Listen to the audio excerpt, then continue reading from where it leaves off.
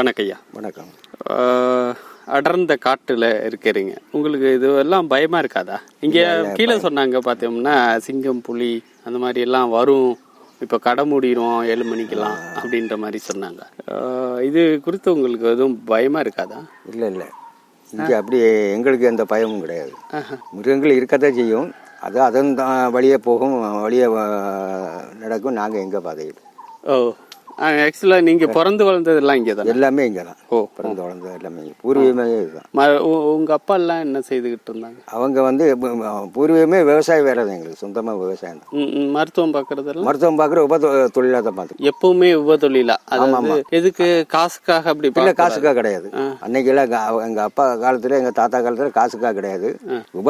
தொழில் வந்து ஒரு சேவா மனப்பான்மையிலே பண்ணிக்கிட்டு இருந்தாங்க தொழில். ஏன்னா அந்த பாதிக்கப்பட்டவங்க அந்த நேரத்தில் ஆட்கள் கம்மி தான், வைத்தியர்கள் கம்மி, மருத்துவர் கம்மி இருக்கனால அந்த இருக்கவங்க பாதிக்கப்பட்டவங்க இவங்களை தேடித்தான் வருவாங்க. எங்கேயும் வழியில் அந்த காலங்களில் ஆஸ்பத்திரி கிடையாது, டாக்டர்கள் கிடையாது.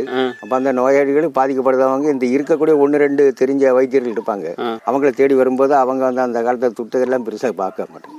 அந்த மனப்பான்மைக்கு சேவை பண்ணி போகுது. இப்போ நீங்களும் வந்து அநேக நோய்களுக்கு மருத்துவம் பார்த்துக்கிட்டு கண்டிப்பா கண்டிப்பா. இன்னைக்கு நம்ம வந்து எந்த மூலிகையை பத்தி தெரிஞ்சுக்க போறோம்? இந்த முடி கொட்டாம இருக்கிறதுக்கு ஒரு அருமையான ஐடியாவை சொல்றேன். முடி கொட்டாமல் இருக்கிறதுக்கு, லேடிஸ்களுக்கு முடி கொட்டாமல் இருக்கிறதுக்கு கூடிய வந்து ஐடியா வந்து இப்போ நாங்கள் வந்து இப்போ இங்கே பதுவை எடுத்துக்கிட்டு இருக்க கரிசலாங்கண்ணின்னு ஒன்று இருக்குது.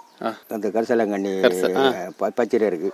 அந்த பச்சிலை எடுத்து சுத்தமாக எடுத்து நல்லா தண்ணியில் அலசி கழுவி பச்சையிலே நல்லா இடித்து கல்லில் உரலை வச்சு இடித்து பிழிஞ்சு அதனை சாறு எடுத்து ஒரு 1/2 லிட்டரு 1/4 லிட்டரு சாறு எடுத்தாச்சுன்னா 1 லிட்டரு தேங்காய் எண்ணெய், சுத்தமான தேங்காய் எண்ணெயை காய்ச்சி இந்த அந்த பச்சிலை மருந்து அதில் போட்டு காய்ச்சி இறக்கி ஆற வச்சு அதில் நம்ம மனத்துக்கு தேவைப்பட்டாச்சுன்னா இங்கே நம்ம இது வெட்டி வேர்னு சொல்லுவோம்ல, நாங்கள் அதை ராமச்சம்மந்தி சொல்லுவோம், வெட்டி வேர் அதுக்கு பேர்.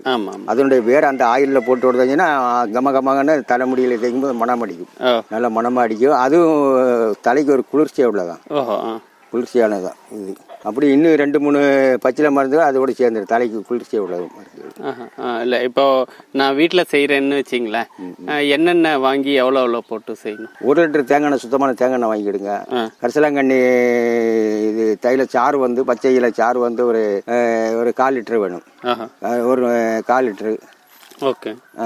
எடுத்து ஆயில் போட்டு இது தலைமுடிக்க வந்து அந்த வெட்டி வேறு அது ஒரு 5 கிராம் போதும் பவுடர் பண்ணி. வெட்டி வேறு உங்களுக்கு எங்கேயும் மருந்து கடையிலையும் கிடைக்கும், அது காஞ்சதே போதும். அது இடிச்சு பவுடர் பண்ணி எண்ணெய் இறக்கி வச்ச பிறகு அந்த எண்ணெய் ஆறக்கூடிய பருவம் வரும்போது இந்த வெட்டி வேறு பொடி அதில் போட்டு மிக்ஸ் பண்ணி அடைச்சி வச்சா போதும். ஒரு 10 நிமிஷம் ஆறின பிறகு எடுத்து வேற பாட்டில் அடைச்சி வச்சுட்டு. இல்லை, திரும்ப அதை வடிகட்டணுமா? வடிகட்டு கட்ட வேண்டாம், அப்படி பாட்டில் அது ஊறிக்கிட்டே கிடக்கும். வெட்டி வேறு பொடி ஊறிக்கிட்டே கிடக்கும். அது பாட்டில் நம்ம பெரிய பாட்டில் போட்டு வச்சா அது பாட்டு அடியில் ஊறிக்கிட்டு நம்ம ஒரு சின்ன ஸ்பூன்ல அதை எடுத்து நம்ம யூஸ் பண்ணுவோம். இப்போ வெட்டி வேற வந்து நம்ம சுத்தமா பவுடர் பண்றதா இல்ல சும்மா இடிச்சு? பவுடர் பண்ணா ரொம்ப நல்லது.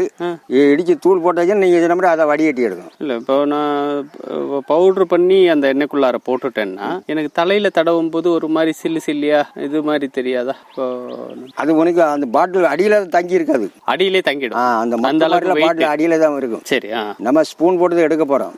அது இல்ல அப்படி ரொம்ப கஷ்டப்பட்டாச்சுன்னா அதே வடிகட்டி எடுத்ததுன்னா பிரச்சனை கிடையாது. அதுல கரிசலாங்கண்ணியில என்ன கரிசலாங்கண்ணியை பயன்படுத்துறது? பெரும்பாலும் வந்து மஞ்சள் கரிசலாங்கண்ணி அதுக்கு மெயின். வெள்ளை கரிசலாங்கண்ணி அது எல்லா உடம்புக்கும் தேராது. இந்த மஞ்சள் கரிசலாங்கண்ணி எல்லா உடம்புக்கும் சேரும். எல்லா உடம்புக்கும். சரி, அந்த இலையை காட்டுங்களேன்.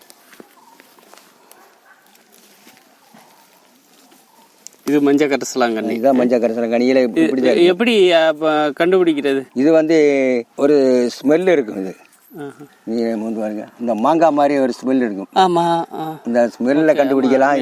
இதே மாதிரி வேற மூலிகை செடிகள் இருந்தாலும் நமக்கு சந்தேகம் தெரியாதவங்களுக்கு சந்தேகம் பண்ணா அந்த அந்த கரிசலாங்கண்ணி இலையை பிடிச்சி இப்படி விரல கசக்கி இப்படி பக்கத்துக்கு வந்தா மாங்காய் மணக்க மாதிரி மணக்கும், பச்சை மாங்காய் மணக்க மாதிரி மணக்கும். அதாவது இலை எப்படி இருக்கணும்? இலை வந்து என்ன இருக்கலாம், இலை மாதிரி வேப்பரை மாதிரி இருக்கும், இலையா இருக்கும். அதுலயே மாங்காய் மாதிரி சவுண்ட் மனம் வந்து மாங்காய் மாதிரி வாரம் மாங்காய் மாதிரி இது இருக்கும். அது போயிட்டு பூ வந்து பூக்கும் போது மஞ்சள் கலர்ல பூ இருக்கும். இதுல வெள்ளை கரிசலாங்கண்ணிலையும் இதே மாதிரி மாங்காய் மாதிரி வாசனை வராது.